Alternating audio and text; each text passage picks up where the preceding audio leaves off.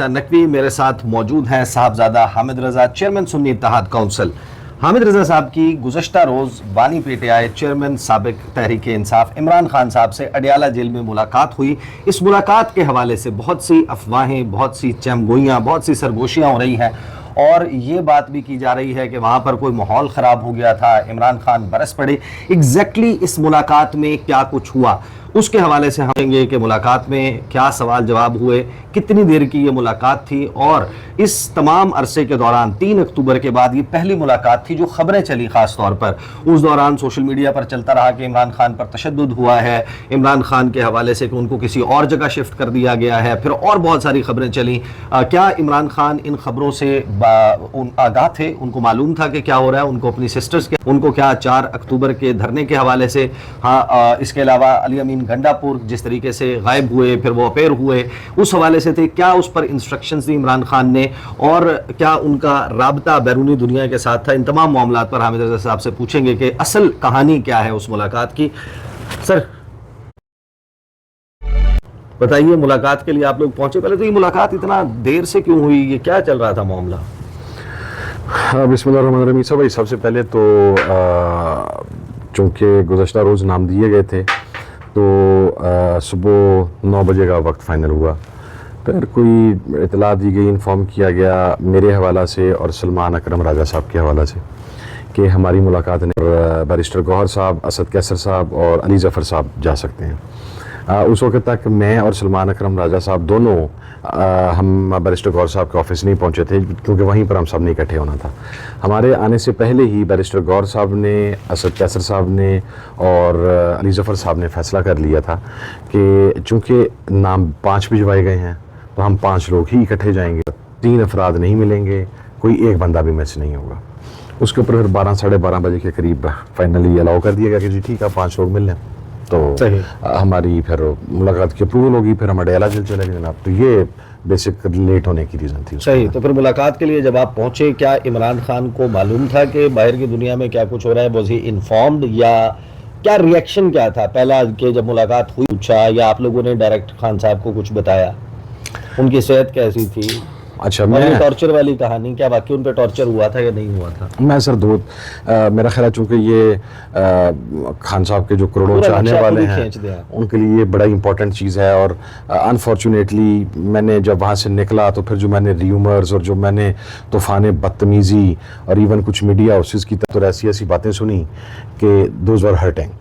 میں ایک تو اب جو بھی بات یہاں پہ کرنے لگا ہوں آپ کے پاس, میرا تعلق پاکستان تحریک انصاف سے نہیں ہے, میں تحریک انصاف کا کارکن نہیں ہوں, یعنی ان کا باقاعدہ ممبر نہیں ہوں. میں پاکستان تحریک انصاف کا اتحادی ہوں, میری جماعت سنی اتحاد کونسل ہے. اس لیے میرا نہیں خیال کہ میرا کوئی پرسنل انٹرسٹ ہو سکتا ہے تحریک انصاف کے انٹرنل معاملات میں, اور الحمدللہ اتنا عرصہ سارے میں نے کو میرا پرسنل انٹرسٹ اس کے اندر آنے بھی نہیں دیا. جو بات کر رہا ہوں آپ کے سامنے وہ حلفاً کر رہا ہوں, اللہ اور اس کے رسول کو گواہ بنا کے اور انہیں حاضر ناظر جان کے کر رہا ہوں.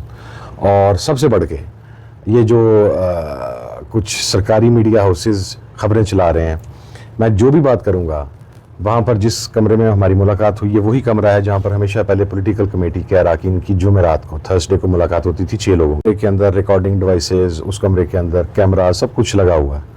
اگر کوئی میری بات غلط ہو تو مجھے ان ریکارڈنگ سے یا ان ڈیوائسز سے غلط ثابت کیا جا سکتا ہے, اور اگر یہ افواہیں اڑانے والوں کی کوئی بات سچی ہو تو بھی ان کو دیکھا جا سکتا ہے کیمرہ اور اس کا ایویڈنس پروڈیوس کیا جا سکتا ہے. That is number 1.